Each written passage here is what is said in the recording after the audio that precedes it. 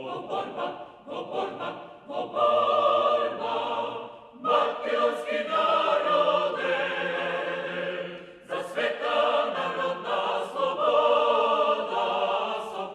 време на НОП во Македонија се формираат Централен комитет на Комунистичката партија на Македонија, оперативни зони и слободни територии, нови партизански одреди, батальони и бригади.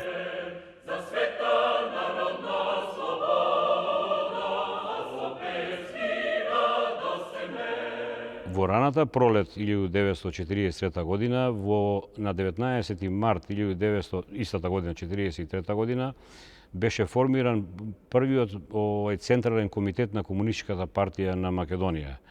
Тоа беше и прво македонско национално раководство. По капитулацијата на Италија, македонските партизани едноставно тогаш формира и покрупни војни единици. Тогаш беше за прв пат формирана првата регуларна војна единица, батальонот Мирчацев, регуларна единица која што даде силен поттик за да се формираат понатаму покрупни војни единици. Единиците на Народно-ослободителната војска и партизанските одреди на Македонија превземаат вооружени акции против бугарските, италијанските и германските окупатори на територија на Македонија, која во тоа време се наоѓа под бугарска и италијанска окупација. Беше формирана првата македонско-косовска народно-ослободителна ударна бригада. Потоа беше формирана првата македонска бригада. Се создаден поширок простор јужно од Гостивар па до Дебарца, кој што фигурираше како слободна територија во кој организираше еден слободен живот. На таа територија, да речеме, за прв пат есента 1943 година започна со работа и првото училиште на македонски јазик во селото Подвис.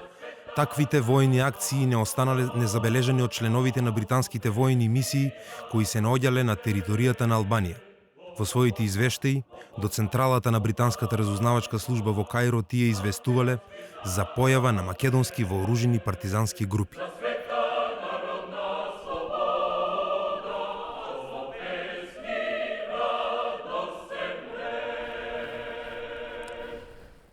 До овие информации британските експерти доаѓале и преку дешифрирање на германски телеграми од Балканот, испраќени до штабот на Хитлер. Добиените информации центарот во Каиро итно ги препраќал во Лондон. По анализата на информациите, експертите од Министерството за надворешни работи на Велика Британија заклучиле дека со истите треба да се запознае и премиерот Винстон Черчил.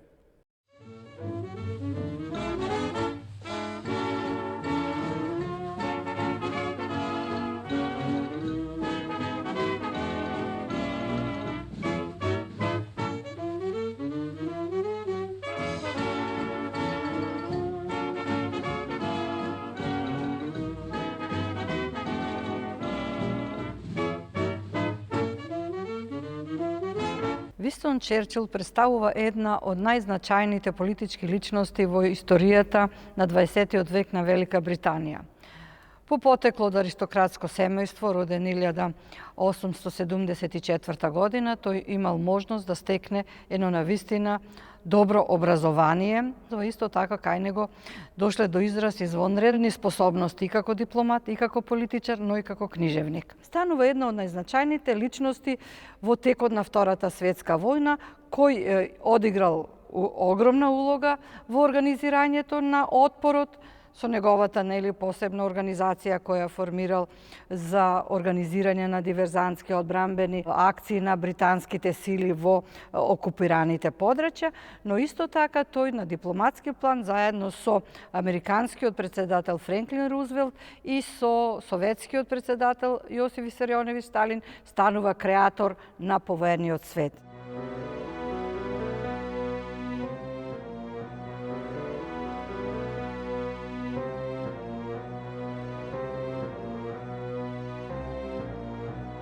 На 6 април 1941 година Германија, Италија и Унгарија извршија напад на Кралството Југославија. За само 12 дена Кралството Југославија капитулира. Веднаш по капитулацијата кралската влада, начело со кралот, ја напуштија земјата и по престојот во Каиро замина во Лондон. Во Лондон за кратко време се најдоа сите оние влади чии што земји беа окупирани.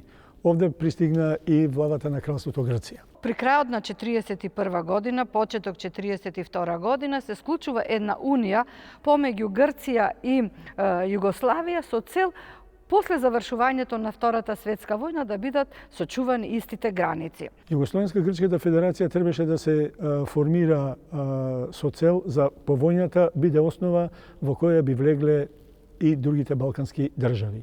Меѓутоа, интересно е што во ова Југословенско-Грчка федерација воопшто не се споменува Македонија. Се до 1943 година Черчил воопшто не го разгледува македонското прашање. Македонското прашање за него е решено со Букуреш. Македонија поделена, треба да се сочува тоа статус кво на Балканот во кој македонскиот народ ќе си остане поделен помеѓу трите држави и нема понатаму што да бара македонскиот народ.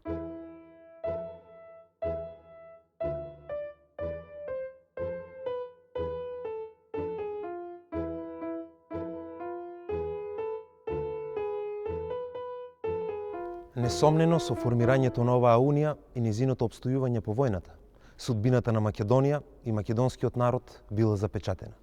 Македонците и понатаму требало да останат во рамките на кралството Југославија и на кралството Грција, без да можат да ги изразат своите национални права. Черчил и покрај фактот што имал информации за постоењето на посебен македонски етнос, кој со години се бори за свое етаблирање, не можел да излезе надвор од рамките на британскиот империализам и односите кои ги имало британското кралско семејство со југословенскиот и грчкиот крал. Југословенско-Грчка федерација договорот бил зацврснати со стапувањето во брак на југословенскиот крал Петар Караџорџевиќ и грчката принцеза. Тоа представува едно продолжување на традицијата меѓу кралските семејства, затоа што грчката принцеза е поврзана и со британската круна. Информацијата за постоењето на самостојно македонско движење кое се бори против германските, бугарските и италијанските окупатори во Македонија ги вознемирило духовите како во политичкиот естаблишмент, така и во воениот. Кога Черчил дознава дека на територијата на Македонија има некои партизански одреди, бара да се изврши едно истражување и да му се достави документ во кој што би се запознале сите со она што представува македонското прашање. Од известувачката служба побарал да испратат своји агенти кои на лице место ќе се запознаат со она што се случува во Македонија. Тоа го потврдуваат и самите британски офицери кои истакнуваат дека сите тие се растрчале за да се запознаат од книги и енциклопедии како и од доверливи извештаи со историјата и вистината за Македонија и можеле за прв пат да се запознаат со македонското прашање и судбината на разделениот и поробен народ. Сите извештаи викаат, тука македонците се собрани без оглед дали се комунисти или не се комунисти, дали припаѓаат на левите сили, на ВМРО и така натаму, но сета единствена нивна цел е национална слобода. Тука во Македонија е најизразен националниот момент, а во втор план е социјалниот, односно комунистичката идеологија. Значи, сите тие се борат за Македонија на македонците, што значи се борат за своја независна држава Македонија.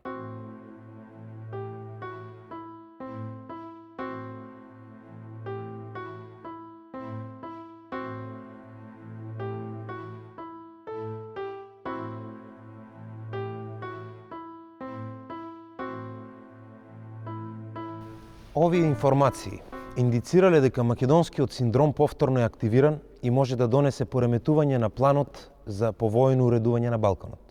Поради тоа, по добивањето на информациите, Винстон Черчил и Министерството за надворешни работи политиката спрема Македонија ја граделе во следнава насока. Биле против идејата за формирање на Јужнословенска федерација и против формирањето на самостојна и обединета Македонија. Од тој момент на името Македонија се гледало како на јаболко на раздорот во јужнословенската заедница и како директна закана за британскиот штитеник Грција. Со тоа било подкопано британското влијание на тоа подрачје. Од тие причини, Министерството за надворешни работи на Велика Британија барало од членовите на британските војни мисии да не се мешаат во било какви акции во врска со Македонија. Во тој период, до крајот на 1943 година, Винстон Черчил, следејќи ја својата политика за зачувување на кралството Југославија, ги помагал четничките дејствија, Обидите и во Македонија да се инфилтрираат воени мисии кај четничкото движење не родиле со плод, бидејќи во текот на целата народно-ослободителна војна четничкото движење во Македонија немало големо воено-политичко влијание и не било прифатено од народните маси.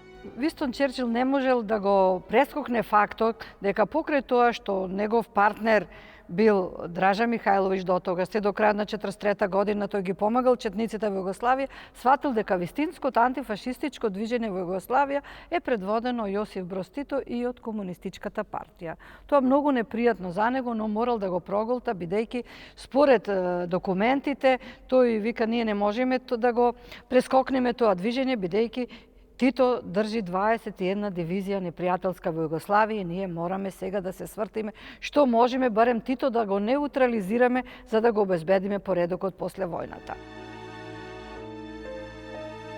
Во мај 1943 година пристигнуваат првите британски воени мисии во Југославија, а со тоа и во Македонија.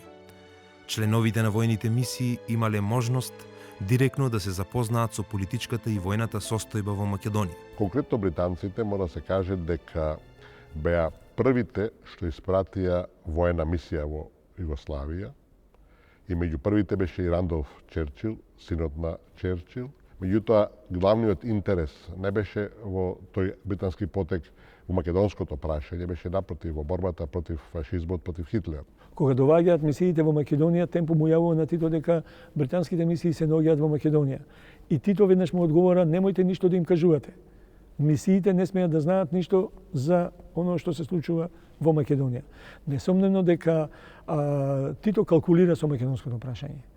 Во своите први извештаи тие констатирале дека македонските партизани се носители на оружената борба, но и дека се слабо вооружени и дека им е неопходна помош во оружје, муниција, облека, лекови и слично. После тоа набор го дојде и Фицрой Меклин, кој беше представник, долго време престои во Југославија и работеше на валоризирање на улогата која играат југослависките партизани во антифашистичката борба. Фицрой Меклин го известува Тито за онова до каде може да се оди во однос на сите прашања, во однос на политиката, во однос на обединувањето на Македонија, што може да се дозволи, што не. Учеството на македонците во антифашистичката војна се толкувало како резултат на нивните стремежи да отфрлат секакво робство и централистичка диктатура, а нивната цел Македонија да биде оставена на македонците ја објаснувале со националното сознание кое е најсилен фактор во политичкиот живот во Македонија.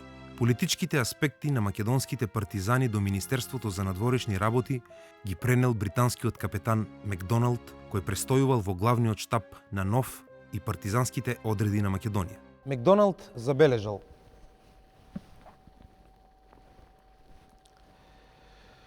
стремежот за национална слобода и самостоен развиток ги обединува сите струи на политички мислења и сите класи во Македонија во партизанското движење. Во овој контекст, тој прецизно го дефинирал и карактерот на партизанското движење во Македонија, потенцирајќи го следново.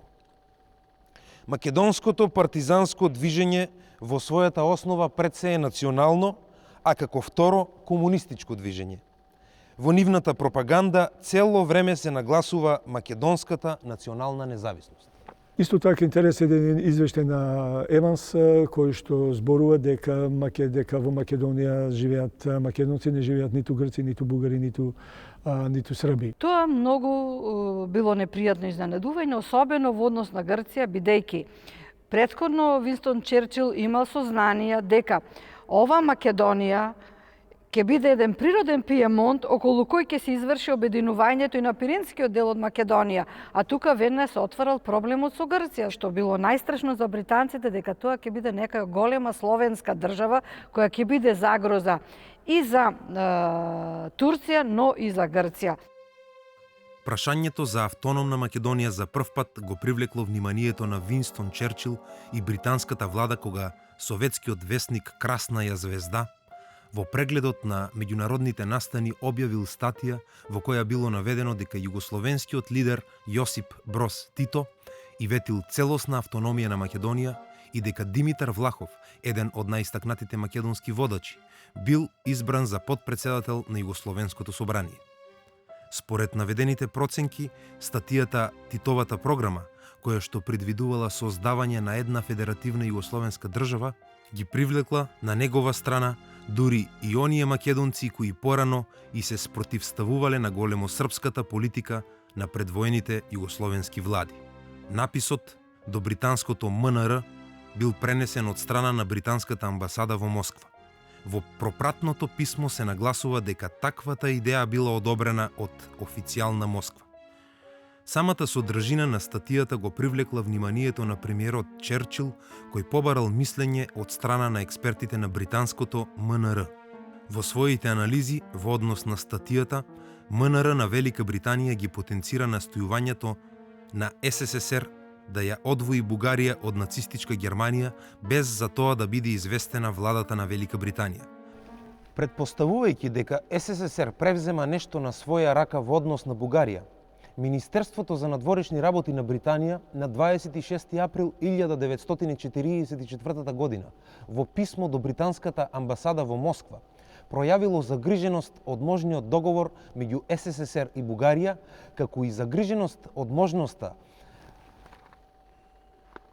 дел од оваа спогодба да биде понуда за поддршка на бугарските претензии кон Грчка Тракија и Југословенска Македонија, во замена за активна соработка во војната и протерувањето на германците од Бугарија. За британците, опасноста произлегувала пред се од можноста за создавање автономна Македонија, како и од можностите таа да се спои со Бугарија, што според нив било сосема природно. Од тие причини на британскиот амбасадор во Москва му било сугерирано да го искаже цврстиот став на владата на неговото височество, односно дека таа не се согласува со намерата да им биде одземена територија на низините југословенски и грчки сојузници во корист на низините бугарски непријатели. За автономијата на Македонија, Черчил и владата на неговото височество не сакале да се изјаснат се до мировните договори по војната, а и тогаш само во спогодба со легитимните влади на Југославија и Грција. Од друга страна пак, Титовиот представник за надворешни работи Јосип Смодлака во 1944 година во интервју за весникот Нью Йорк Таймс ја застапува идејата за независна Југославија. Како втор чекор би било формирањето на Балканска федерација, тоест Унија меѓу Бугарија и Југославија, кон која подоцна би се приклучила и Албанија со исти права. Решението на македонскиот проблем Смодлака го гледал во давањето целосна автономија на Македонија во склоп на федеративната држава, со што практично би се ставило крај на причините за југословенско-бугарските несогласувања. Таквиот став на Смодлака се однесувал на Словенска Македонија, но не и на Грчка Македонија. Во овој контекст тој прецизно истакнал: Грчка Македонија природно и припаѓа на Грција и е дел од Грција. Порано тој дел од Македонија веројатно имал мнозинство словени меѓу населението. Меѓутоа, по турско-грчката размена на населението пред повеќе од 20 години, тој дел со грчки пари бил колонизиран со грци од Мала Азија и сега тој е грчки дел. Поради таквиот развој на ситуацијата, Черчил побарал од МНР на Британија да му даде мислење во однос на прашањето за бугарско-југословенскиот блок, кој според него не изгледал многу погоден на прв поглед. Одговорот го добил од министерот за надворешни работи Антони Идн, во кој се истакнувало: етнографски гледано, еден бугарско-југословенски блок ја има предноста што дава решение за македонското прашање, бидејќи Македонија би представувала автономна единица на федерацијата. Но според проценките на Идн, противник на еден таков блок би била Грција, зашто во одговорот дал и соодветно образложение. Имено тој нагласил: блокот би ја изиграл Грција и воено и политички и без сомнение би им дал на русите надмоќна позиција на Балканот. Ваквиот одговор уште повеќе ги подгрел сомневањата за она што се случувало во и околу Македонија. Дотолку повеќе што Черчил веќе се сомневал во намерата на СССР да ја искористи Македонија за реализирање на своите интереси на Балканот.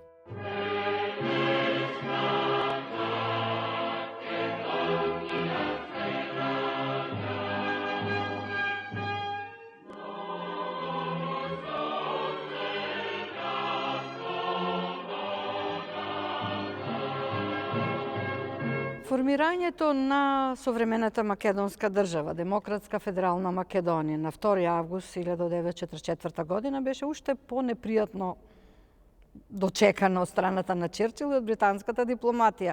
Иако Методи Андонов Ченто, преку шефот на кабинетот на Јосип Broz Тито, испраќа телеграма да каже дека македонскиот народ еве успеа во борбата против фашизмот, со собствени сили да ја прогласи својата држава и така натаму, британците воопшто не сакаат да реагираат на тоа и само една преку посредник е пратено дека е примена телеграмата. Значи, едно сосема ладно однесување на Велика Британија, со кое таа сакала да даде до знање немојте вие понатаму ништо да барате и тоа е во прашање дали ние и како ќе го признаеме кој вие сте го прогласиле во рамките на Југославија. При тоа, исто така било напоменато.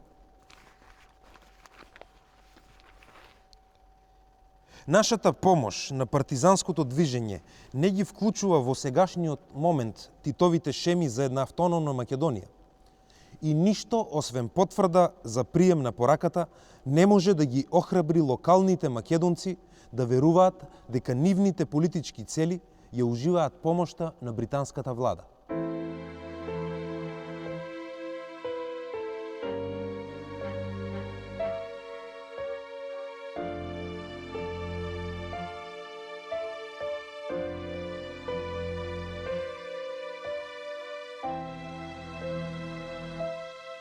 Оно што се случи на првото заседание на АСНОМ малку ги поремети односите. Затоа што на првото заседание на АСНОМ се формира македонската држава и македонците, президиумот на АСНОМ почна да функционира како независно тело. Значи, едноставно, од август месец до декември месец президиумот почна да води политика како независна држава. Тие почнаа да склучуваат договори со Бугарија по капитулацијата на Бугарија, со Албанија, што не му беше познато на Тито. Во таа новонастаната политичка ситуација на Балканот и со формирањето на Федерална Македонија, пред британската дипломатија се отворило прашањето за предстоечките чекори кои би можеле да бидат превземени од страна на АСНО. Британските експерти биле согласни во едно, дека формирањето на македонската држава во Федеративна Југославија не го исклучува прашањето за обединување на Македонија. Објавувањето на војна од страна на СССР на Бугарија внело дополнително вознемирувачко чувство сред политичките кругови во Велика Британија, бидејќи во позадина стоел британскиот страв од загрозување на нивните интереси на Балканот. Значи, основните причини поради кои што британците не дозволувале и не сакале да дојде до обединување на Македонија лежеле пред се во фактот од стравот од словенската доминација на Балканот. Именно, тие сметале дека ако Советскиот сојуз добие војната, а знаеле дека Тито е приклонет кон комуниста и дека е приклонет кон Советскиот сојуз, исто така и Бугарија, тие сметале дека една таква словенска држава која што би се протегала до Солун, би ги загрозило британските интереси во Грција. Британците сметале дека Грција е слаба за да може самата да се спротистави на тој притисок што го имале од овие словенски држави, а се плашеле дека ако советите излезат на Солун, дека тоа ќе ги загрози нивните интереси и во Средоземјето. Од тие причини, британскиот премиер Черчил во писмо до државниот секретар Антони Иден предупредува да бидат внимателни и да не се дозволи Југославија потполно да се фрли во руска преградка. Уште повеќе британската загриженост произлегувала и од бугарското благонаклонето гледање кон самоопределувањето на македонскиот народ. Она што посебно го плашело Черчил било непостоењето на можност за реализација на договореното во Москва, кога Сталин и Черчил на парче хартија ја направиле поделбата во југоисточна Европа и Балканот. Загриженоста се зголемила со писмото на фелдмаршалот Смац од септември 1944 година до Черчил, во кое стои: Тито не се однесува лојално спрема нас. Се плашам дека неговата доминација во Југославија ќе им нанесе штета на нашите интереси. Тој исто така укажал и на необходната потреба од договор помеѓу Черчил и грчкиот крал за најдобро да се обезбедат британските и грчките животни интереси. Бидејќи, како што нагласил Смац, брзо се развивале контурите на идната состојба на Средоземјето и тоа не многу поволно за нас.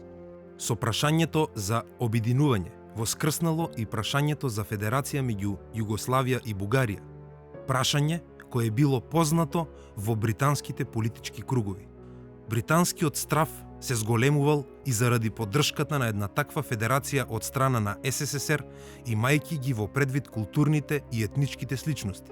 Британија стравувала дека СССР ќе ја поддржи експанзијата на Југословенската федерација, која во иднина би можела да го добие Солунското пристаниште, што би било одскочна даска за понатамошната советска експанзија кон Турција. Британците се согласувале да се формира федерација на Балканот, меѓутоа во таа Балканска федерација да влезат сите балкански држави. Значи без разлика дали тоа ќе бидат држави Југославија и Бугарија, меѓутоа тие барале во таа федерација да влезе и Турција, и Грција, и Романија, Југославија и Бугарија. Во таква една федерација тие сметале дека никој не може да ја доминира и дека би можеле да имаат некоја контрола. Черчил сакал да формира една поголема балканска заедница, односно унија или конфедерација или федерација на Балканот, во која ќе биде доминантно британското влијание со оглед на тоа што тој сметал дека ќе ги сочува местата за круните кои биле во емиграција во овој период на Втората светска војна. Што се однесува до македонскиот синдром? Британците уште на самиот почеток настојувале да не се дозволи неговото активирање, нагласувајќи ја спремноста за прифаќање на формирањето на македонската држава во идната федеративна Југославија, но притоа барале гаранција дека таа држава нема да анектира или да полага право на било какви територии кои припаѓаат на Бугарија или Грција. Поради таквата ситуација, Министерството за надворешни работи на Велика Британија заклучило дека со нивниот став треба да се запознаат владите на СССР и САД, како и југословенската и бугарската влада, со што би се искристализирале дополнителните политички чекори. МНР предлагало владата на неговото височество да го прифати и поддржи ставот за одобрување на федерирањето меѓу сите балкански држави, сојузнички и непријателски, а никако не би ја прифатиле Унијата или Федерацијата помеѓу Југославија и Бугарија, поради фактот што тоа би ја нарушило рамнотежата на силите меѓу балканските држави. МНР на Британија веднаш стапило во дипломатска активност преку запознавање на САД и СССР со британскиот став во однос на активирањето на македонскиот синдром и Југословенско-Бугарската федерација. Првиот одговор пристигнал во јануари 1945 година од страна на СССР. Советскиот сојуз одговара само за ставот во однос на Југословенско-Бугарска федерација, во кој што го минимизира, кажувајќи дека тие не се воопшто заинтересирани за формирање на Југословенско-Бугарска федерација, туку дека се работи за некоја царинска унија. А додека во однос на ставот на Обединената Македонија, советите не одговараат. И покрај тие смирувачки тонови од страна на СССР, сепак британците можеле да заклучат дека пактот е само вовед конфедерација и дека советите се доволно мудри за да не се изјаснат позитивно ниту за Балканска, ниту за ексклузивна Југословенско-Бугарска федерација и сметале дека тоа прашање веќе било решено меѓу Москва, Белград и Софија. САД својот став го дефинирале при крајот на февруари 1945 година, пошто Черчил и МНР можеле да бидат сосема задоволни. Американците застануваат со дециден став, дека немаат ништо против ако народите во Југославија се согласиле и Македонија да биде рамноправен член во таа Југословенска федерација, да им се даде право на македонците во таа Југославија, но ништо повеќе надвор од тоа. Тоа ги успокоило британците и сватиле дека конечно Македонија ќе се остане во рамките на Југославија и дека нема македонскиот синдром да ги загрози интересите на Британија во Грција. МНР на САД зазело негативен став во однос на формирањето на Југословенско-Бугарска федерација, имајќи го во предвид фактот што во Бугарија како непријателска земја била присутна сојузничка контролна комисија. Од тие причини, тие сметале дека таква федерација повеќе би представувала пречка отколку фактор за стабилност во југоисточна Европа. За сите овие ставови на Черчил и на САД во однос на македонскиот синдром и Југословенско-бугарската федерација, индиректно бил запознат и председателот на Националниот комитет за ослободување на Југославија Јосип Броз Тито. Исто така, во периодот под патронат на Винстон Черчил, во полн ек биле преговорите меѓу владата на Кралството Југославија, предводена од доктор Иван Шубашиќ и Националниот комитет за ослободување на Југославија, а се однесувале на формирање на единствена влада што би довело до меѓународно признавање на Југославија. Од тие причини, настаните кои се случувале во Македонија и кои можеле да го активираат македонскиот синдром, не се вклопувале во веќе разработената шема на Тито. Во моментот кога Тито доби информација дека, како што велат македонците, не знаат што значи федерација, испрати во Македонија делегација која што требаше да ја испита состојбата, и кога таа делегација се врати назад и го извести Тито дека во Македонија не ја признаваат Југославија, дека тие си водат своја собствена политика, веднаш се организира второто заседание на АСНОМ. Со цел да ја насочи политиката на македонскиот политички врв во саканиот правец, за да се избегнат внатрешни и надворешни проблеми, Тито на второто заседание на АСНОМ го испратил Едвард Карделј, кој во тоа време бил подпредседател на Националниот комитет за ослободување на Југославија и член на Врховниот штаб на Народно-ослободителната војска и партизанските одреди на Југославија. Интересно е што говорот на Карделј бил говор кој што е подолг од говорот на председателот на президиумот на АСНОМ Ченто во однос на оноа што сакал да каже, дека единствено иднината на Македонија е во рамките на Југославија. И да не се спомнува натаму никакво обединување, никакво одење на Солун и така натаму, иако македонската војска нели на Божик 7 јануари ќе се побунтува и ќе сака да оди на ослободувањето на Јужна Македонија, односно делот од Грција. По упатената поздравна телеграма од второто заседание на АСНОМ до британскиот премиер Черчил, експертите на МНР на Велика Британија сугерирале одговорот до Тито од името на Черчил да биде доставен преку Меклин и да не оди над она што значи прием и збор на благодарност.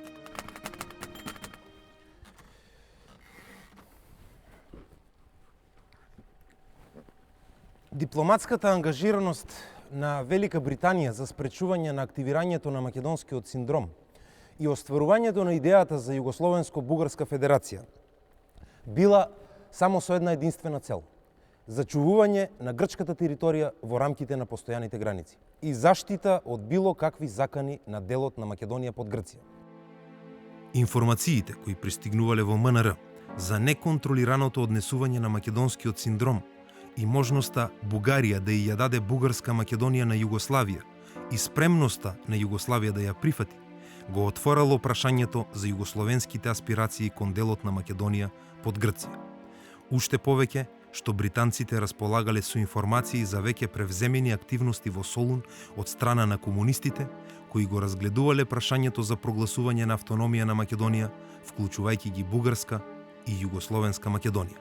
Поради таквите активности на Балканот, еден од експертите на МНР од Велика Британија ја потенцирал и неопходноста без понатамошно одлагање да се опоменат Софија и Белград околу нивните планови. Најдобро би било опомената да се достави пред конференцијата на Јалта. Според неговите анализи, времето одминувало, а на Грција се повеќе и се заканувала непосредна опасност од словенската и комунистичка наезда. Телеграмите до британските представници во Софија и Белград биле доставени при крајот на јануари 1945 година. Одговорот бил доставен до МНР на 29 јануари.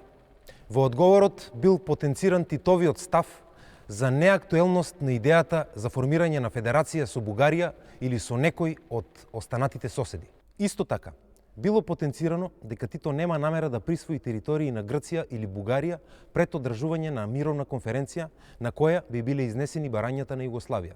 Но и покрај таквиот одговор од Тито, Меклин бил скептичен.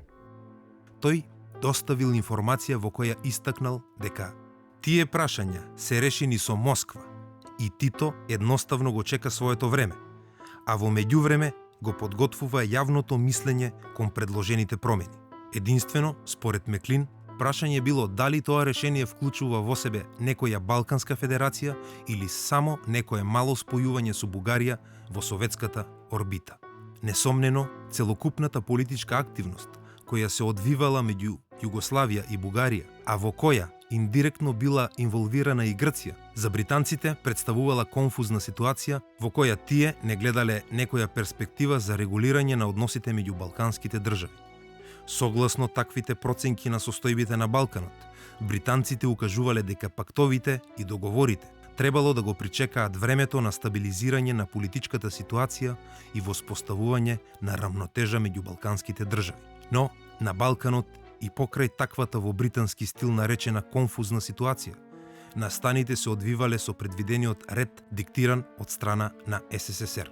Советската експанзија, сосема очигледно, била во предност во однос на влијанието на Велика Британија, а на британските интереси не се придавало некое големо внимание. Советските јажиња полека, но сигурно се стегале околу балканските земји со исклучок на Грција и Турција.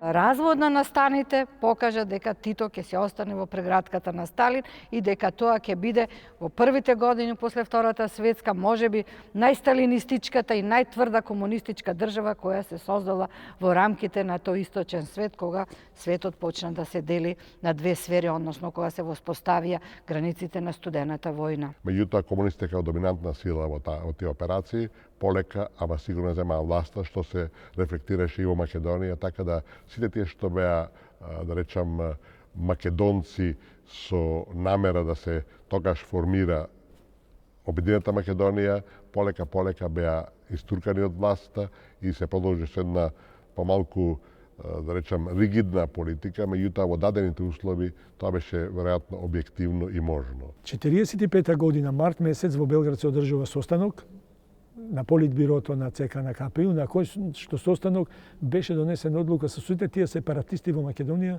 да се расчистува поединечно. Од тој момент, од 45 година, сите оние кои што беа именувани како сепаратисти, како што беа Ченто, Павел Шатев, Киро Глигоров, Михајло Апостолски и редица други, Панко Брашнаров, беа еден по еден полека ликвидирани или праќани во Белград на превоспитување.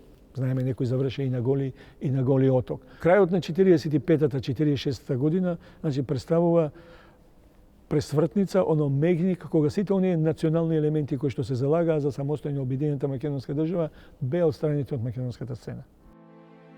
Британскиот премиер Винстон Черчил, перфиден политичар и стратег, сосема реално ги оценил своите можности во однос на советскиот рейтинг во Југославија и Бугарија.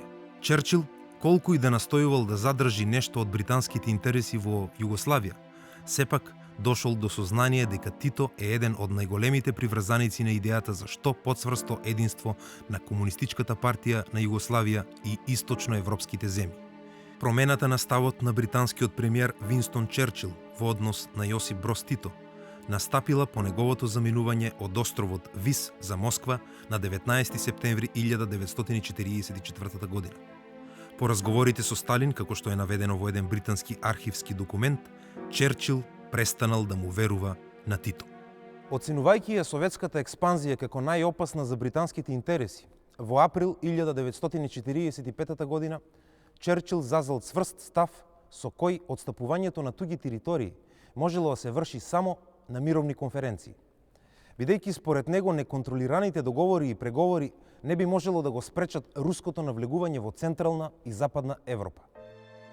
Черчил констатирал дека Југославија е со цело срце во прегратките на Русија.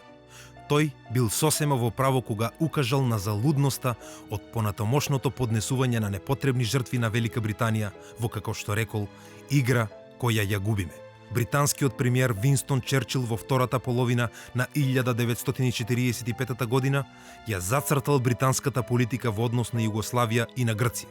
Таа требало да се одвива во правец одвојување од Југославија, а држење до Грција. Велика Британија доследно се држала до оваа политика се до март 1947 година, кога одговорноста за Грција ја превзеле САД.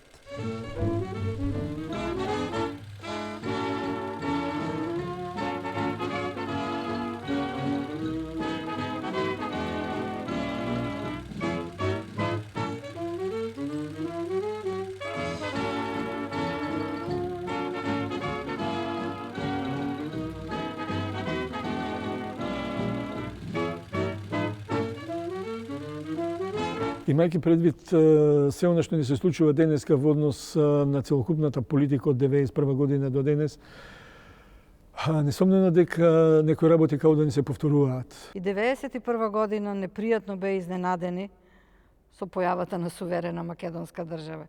И се уште се непријатно изненадени бидејќи таа држава покрај сите препреки, покрај сите ембарга, покрај сето она што го доживува и од соседите од европската дипломатија, се уште обстои. Значи македонскиот синдром се уште ги вознемирува духовите на западната дипломатија. Постои една нитка во односот на Британија према Македонија која е во основата позитивна. Разбирате, уште гледство на времето во средината на 19 век рече Македонија на македонците. Некаде во ноември 1992 година тие инсистира Британија во име на Европската заедница инсистираше се признае македонската држава. И јас лично ги гледав дописите, кореспонденцијата со Париз, бидејќи таа иницијатива на Лондон ја прифатија Германија, ја прифати Италија, ја прифати Холандија, ја прифати Данска и Британија инсистираше да биде и Франција, да има една шесторка од земји кои ќе признат Македонија, да има тежина. Франција одбиваше. Франција се колебаше и мислам дека во Лондон, ценејќи го и сопственото искуство, 4 години поминати тамо, дека има нијанси различити и денеска можеме да кажеме дека во Европската Унија од трите главни носители на Унијата, разбирате, тоа се Британија, Франција и Германија, Британија е далеку најнаклонета, има далеку најкоректен однос према Македонија и тие апсолутно поддржуваат и да влеземе во членство во НАТО и да влеземе во членство во Европската Унија, нели во дадените устави со референцата. Меѓутоа не заборавајте, тие никогаш нема се конфронтираат нити со Берлин, нити со Париз во однос на тоа прашање, а во основата најмалку ќе се конфронтираат со Вашингтон. Британците денеска водат една политика која што е во однос на Македонија, признаваат Македонија. Значи имаме добри односи со Велика Британија, меѓутоа за жал се уште ние го имаме проблемот на или баластот што го влечеме од историјата да можеме да се етаблираме како рамноправна членка во европското семејство, како народ кој што во текот на целата своја историја се борел за самостојна македонска држава со македонски народ, македонски јазик и македонска култура.